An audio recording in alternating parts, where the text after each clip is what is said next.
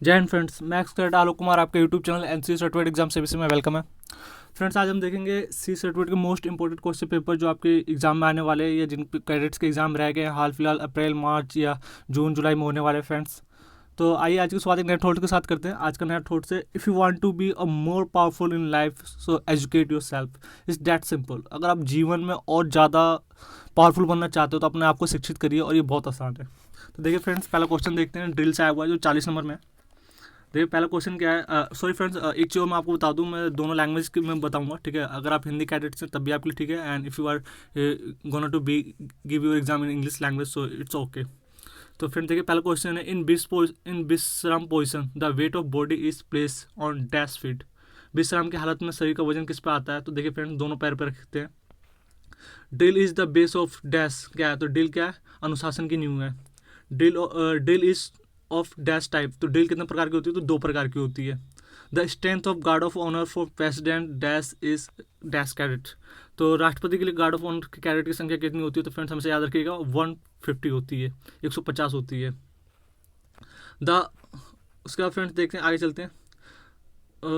In attention position both heels are keep together in line and feet turn out equality forming an angle of dash degree. ठीक है, सावधान की स्थिति में दोनों एरिया को मिलते हुए और खुले हुए पैर के बीच कितने डिग्री का कोण दूरी होती है? तो फ्रेंड्स 30 डिग्री की होती है, हमेशा याद रखिएगा। अगले क्वेश्चन को चलते हैं। और फ्रेंड्स अगला क्वेश्चन देखिए हमारा 10 नंबर में आया हुआ है फ्रेंड्स, ध्यान से देख सकते हैं आप। तो अगला क्वेश्चन है, सीनियर डिवीजन यूनिट्स में provide guard of honour the following. तो सीनियर डिवीजन किसको मतलब गार्ड ऑफ ऑनर दे सकते थे? The president, vice president, PM, governor, chief commissioner in territories, defence minister, by defense minister, chief minister, the chief of army staff, navy and air force, defense secretary, GOC, chancellor, equality and navy, air force, counselor and vice chancellor of the universities and director general of NCC। तो देखिए chief मतलब कि जो हमारे SD cadet है किन किन को गार्ड ऑफ ऑनर दे सकते हैं? तो राष्ट्रपति, उपराष्ट्रपति, प्रधानमंत्री, राज्यपाल, चीफ कमिश्नर, रक्षा मंत्री, राज्यों के मुख्यमंत्री, आर्मी, नेवी, वायुसेना के चीफ, रक्षा सचिव, जेसीओ, यूनिवर्सिटी चांसलर और एनसीसी डायरेक्टर के जनरल को गार्ड ऑफ ऑनर दे सकते हैं। तो फ्रेंड देखिए 10 नंबर में आया था। आगे चलते हैं अगले क्वेश्चन की ओर। अगला क्वेश्चन देखिए फ्रेंड्स 35 नंबर से आता है वेपन में। तो वेपन में देखिए फिल इन द ब्लैंक्स आएगा 10 नंबर का, कैसे पूछता है। Dash rounds are filled in the magazine of 5.56 mm INSAS rifle. तो 5.56 इंसास राइफल के मैगजीन कितने राउंड भरे जाते हैं? तो 20 राउंड भरे जाते हैं। The effective range of 7.62 mm LMG dash yard, यानी 7.62 mm LMG की कारगर रेंज कितनी होती है? तो 500 गज होती है। The full form of MPI is dash. तो MPI का फुल फॉर्म क्या है? तो main point of impact. The normal rate of fire of SLR is dash round पर मिनट। तो SLR के फायर की सामान्य दर कितनी है? तो 20 राउंड प्रति minute. The length of .22 deluxe rifle is dash inches. तो .22 डिलेक्स राइफल की लंबाई कितनी होती है? तो 43 इंच होती है, हमसे याद रखिएगा। आगे क्वेश्चन देखते हैं फ्रेंड्स, कुछ ट्रू एंड फॉल्स रिलेटेड है। एक चीज़ और याद रखिएगा, एक बहुत अच्छा ट्रिक है, मैं आपको बता दूं, ठीक है, कि हमारे कैडेट्स क्या करते हैं, ट्रू और फॉल्स के आगे ना, ट्रू अगर ट्रू है तो उसके आगे ट्रू का साइन बना देते हैं और फॉल्स है तो उसके आगे फॉल्स का साइन बना देते हैं। आपको ऐसा बिल्कुल नहीं करना, बिल्कुल मार्क्स करते हैं। अगर कोई चीज़ मतलब जैसे मान लो अगर कोई एक लाइन है, अगर वो ट्रू है, ठीक है, तो उसके आगे ट्रू का साइन नहीं बनाना, उसके आगे लिख देना बस ट्रू लिखना है बस। समझ आया फ्रेंड्स? उसके आगे ट्रू लिखना है, ये इसके नंबर कट जाते हैं कैडेट्स को। आप छोटी छोटी बातों को, ठीक है, इंडियन आर्मी या किसी भी चीज़ में छोटी छोटी चीज़ देखी जाती है। आइए देखिए ट्रू फॉल्स में बता दो। These are 4 principle of accurating shooting. देखिए तो दुरुस्त निशाना लगाने के मुख्य 4 उसूल होते हैं। तो सही है क्या है फ्रेंड्स? सॉरी गलत है। उसके बाद दुरुस्त निशानेबाजी, सॉरी, .22 राइफल की 4 साइड पर ऑपरेटर होता है, तो यही फॉल्स है। .22 rifle are filled magazine of 7.27 mm rifle, तो यही फॉल्स है। In .22 rifle the fired case goes into the magazine, तो ये क्या फ्रेंड्स? ये सही है। द .22 राइफल में फायर होने के बाद के खाली केस मैगजीन में गिरता है, तो ये सही है फ्रेंड्स, डी आपका सही है। ये देखिए the effective range of 7.62 mm SLR rifle is dash 800 yards. तो 7.62 mm SLR की रेंज कितनी होती है? 800 गज होती है, तो ये क्या फ्रेंड्स? फॉल्स है। अगले क्वेश्चन को चलते हैं। देखिए 5 नंबर में आया हुआ था फ्रेंड, देखिए what are the principle of aim. शिक्षक का क्या फ़ायदा है? तो हमेशा देखिएगा, बाई आंख बंद करो, ऑपरेटर के बीच टारगेट को देखो, पॉइंट एम चुनो, 4 साइड की नोक पॉइंट ऑफ पर लगाओ, यकीन करो कि साइड सीधी खड़ी हो। अब फ्रेंड्स देखिए ये ऐसा क्वेश्चन है बी सी ए सब में बार बार रिपीट होता है फ्रेंड्स, मोस्ट इंपॉर्टेंट क्वेश्चन कह सकते हैं। Write qualities of good fire are 5 number में, और ये मेरे टाइम में भी आया था, ए में भी आया था, बी में भी आया था, सी में भी आया था फ्रेंड्स। देखिए फॉर इंग्लिश लैंग्वेज देखिए good aiming, firm holding and good trigger operator, यानी दुरुस्त शीर्षक, मजबूत पकड़ और अच्छा ट्रिगर ऑपरेटर करने वाला। अगले क्वेश्चन के चलते हैं।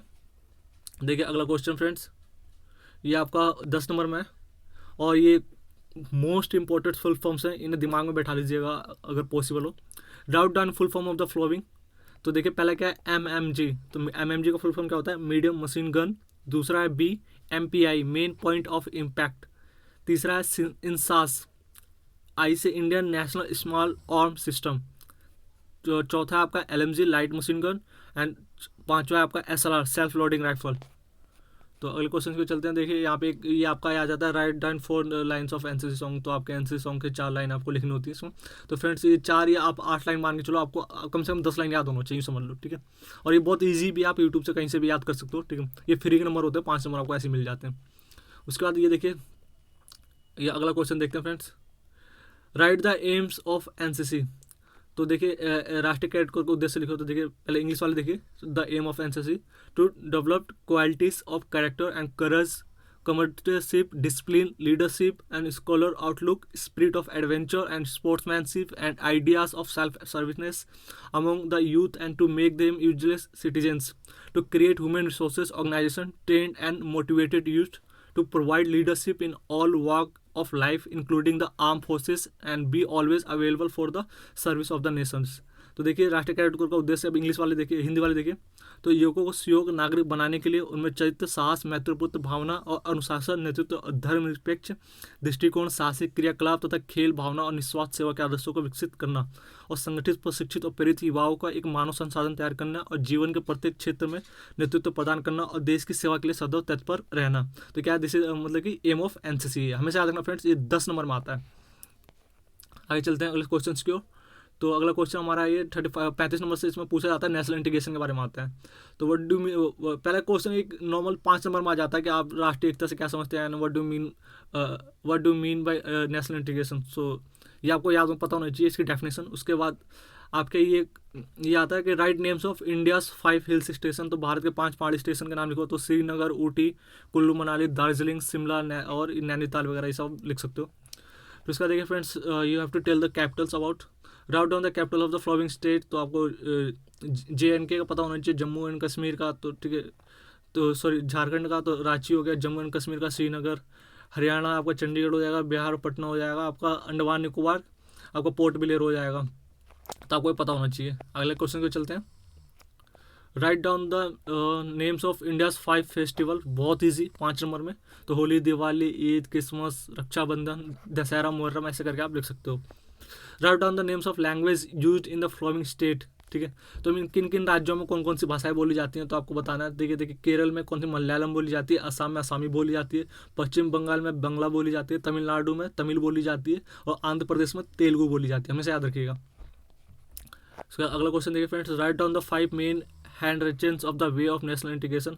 भारत में राष्ट्रीय एकता को विघटित करने वाले तत्वों के नाम लिखे। तो जातिवाद है, रंग भेद है, भाषावाद है, राजनीतिक है, धार्मिक मतभेद है, रेकिज्म, ठीक है, कास्टिज्म। उसके बाद क्या नाम है, आगे चलते हैं अगले क्वेश्चन को चलते हैं। अगला क्वेश्चन देखिए। Write down the names of 5 major rivers of India. तो भारत के 5 प्रमुख नदियों के नाम पूछ दिया। देखिए कितना ईजी जो क्वेश्चन फ्रेंड्स, ध्यान से देखिए, 5 नंबर में आते हैं और ऐसे ही आपका पेपर आएगा।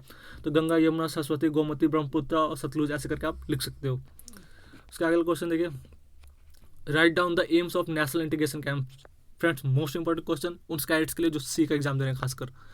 तो देखिए, to create awareness of diverse cultural heritage in our country, to foster national integration despite culture and religious and geographical, to learn to live and cooperate, work and harmony with the cadets of the other states, to health and personality development and teach the finger qualities of life। तो देश में विभिन्न सांस्कृतिक धरोहर की जानकारी देने के लिए सांस्कृतिक, धार्मिक, भौगोलिक रुकावटों के बावजूद राष्ट्रीय एकता की भावना को जगाना, दूसरे राज्यों को कैडेट के साथ सामंजस्य के साथ रहना, आपसी सहयोग और भाईचारे की उस भावना को पैदा करना, व्यक्तित्व के विकास और जीने के अच्छे गुण को बढ़ाना। ये क्या है, the aim of national integration camp का, द राष्ट्रीय एकता कैंप के उद्देश्य होते हैं। उसके बाद फ्रेंड्स आपका ये आ जाता है 35 नंबर में आता है लीडरशिप के बारे में। What do you understand by leadership, right 5 qualities of good leader. तो देखिए आप एक अच्छे नेता से क्या समझते हैं, या वो आप लीडरशिप से क्या समझते हैं, एक अच्छे लीडरशिप की 5 विशेषताएं लिखो। तो हिंदी वाले देखिए, नेतृत्व कमांडर की वो क्षमता होती है जिसके द्वारा अपने सैनिक के टुकड़ों का एक उद्देश्य को प्राप्त करने हेतु हर प्रकार की परिस्थितियों का नेतृत्व करता है। तो उसकी क्वालिटीज़ क्या होनी चाहिए, अच्छा मतलब कि बियरिंग होना चाहिए, आचरण करना चाहिए, करेज होना चाहिए, साहसी होना चाहिए, एंडोरेंस होना चाहिए, सहनशीलता होना चाहिए, जस्टिस होना चाहिए, न्याय करने वाला होना चाहिए, और टीम स्पिरिट यानी टीम भावना का विकास करने वाला होना चाहिए। अगले क्वेश्चन को देखते हैं friends. Right the principle of effective leadership. तो प्रभावी नेता से प्रभावी नेतृत्व के सिद्धांत लिखो। तो अपने कार्य को अच्छी तरह से जानने और समझने वाला होना चाहिए, अपनी कमियों को ज्ञान और उसमें सुधार करने वाला, आदर्श प्रस्तुत करना, सही और सामाजिक निर्णय, अच्छे न्याय की भावना, अधीनस्थों की टीम भावना का विकास। अगले क्वेश्चन को देखते हैं। Write down the aims of man management in NCC. तो एनसीसी में मानव प्रबंधन के उद्देश्य क्या है, तो देखिए the aim of man management in the NCC to make all person mentally and physically fit, imparting better training and administrations to cadets for fulfillment of NCC objects. मानव संसाधन का उद्देश्य एनसीसी के लक्ष्यों को पूरा करने के लिए व्यक्तित्व को मानसिक और शारीरिक तौर पर तंदुरुस्त बनाना, ताकि जो कैडेट्स प्रशिक्षित और प्रबंध कला में माहिर बन सकें। How citizenship can be acquired. नागरिकता कैसे प्राप्त की जा सकती है, तो देखिए बाई बर्थ यानी जन्म के द्वारा, बाई डिसेंट यानी उत्तराधिकारी के द्वारा, बाई रजिस्ट्रेशन के द्वारा, बाई नेशनलिज्म यानी देश की कुछ शर्तों को पूरा करके आप किसी कहीं की भी नागरिकता प्राप्त कर सकते हैं, सिटीजनशिप ले सकते हैं। अगला क्वेश्चन देखिए friends. Write down types of disaster. तो आपदा कितने प्रकार के होते हैं, हमेशा याद रखिएगा 2 प्रकार की आपदा होती है, एक मैन मेड आपदा और एक नेचुरल आपदा। यानी एक प्राकृतिक आपदा, ठीक है, जो प्रकृति का हाथ होता है उसमें, और मानव निर्मित आपदा। मानव निर्मित आपदा हम उसे कहते हैं जिसमें कहीं ना कहीं किसी न किसी प्रकार के एक मानव का हाथ होता है, ठीक है, ये किसी न किसी प्रकार मानव का हाथ होता है। अब एग्जाम्पल देखिए, नेचुरल डिजास्टर में क्या आ जाएगा, फ्लड आ जाएगा, अर्थक्वेक आ जाएगा, फायर आ जाएगा, एपिडेमिक आ जाएगा, साइक्लोन आ जाएगा। और मैन मेड में क्या आ जाएगा friends, accident like train, road, aircraft accident, war and industrial disaster. ये करके आपका क्या आ जाएगा, मैन मेड डिजास्टर में आ जाएगा। उसके अगले क्वेश्चन को देखिए। Write down the service provided by the NCC cadet during the disaster management. ठीक है, देखिए 10 नंबर में आता है। तो आप आपदा प्रबंधन में एनसीसी कैडेट द्वारा दी जाने वाली 5 सेवाओं का नाम लिखिए। तो देखिए पहले देखिए ट्रैफिक कंट्रोल यानी यातायात नियंत्रण, फर्स्ट एड ब्लड डोनेशन यानी प्राथमिक उपचार और रक्तदान, distribution of food and ration खाना वितरण करना, रिमूविंग ऑफ डेब्रिस यानी मलबा हटाना, असिस्टेंट फायर फाइटिंग आग बुझाने में मदद करना, गार्डिंग विजुअल इंस्टॉलेशन यानी गार्ड की ड्यूटी देना। अगला क्वेश्चन देखिए 5 नंबर में आता है फ्रेंड्स।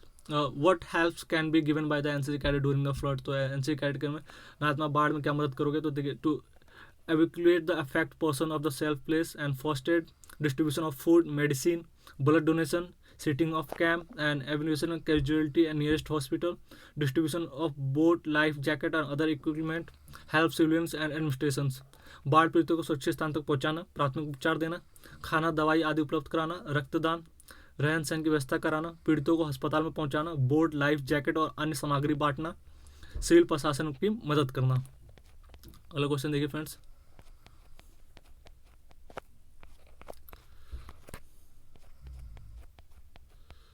तो फ्रेंड्स आज के लिए इतना ही, ठीक है, आगे के वीडियो में नेक्स्ट पार्ट में बताऊंगा। तो आई होप कि आपको समझ में आएगा। Please don't forget like share and subscribe my YouTube channel. जय हिंद, जय भारत।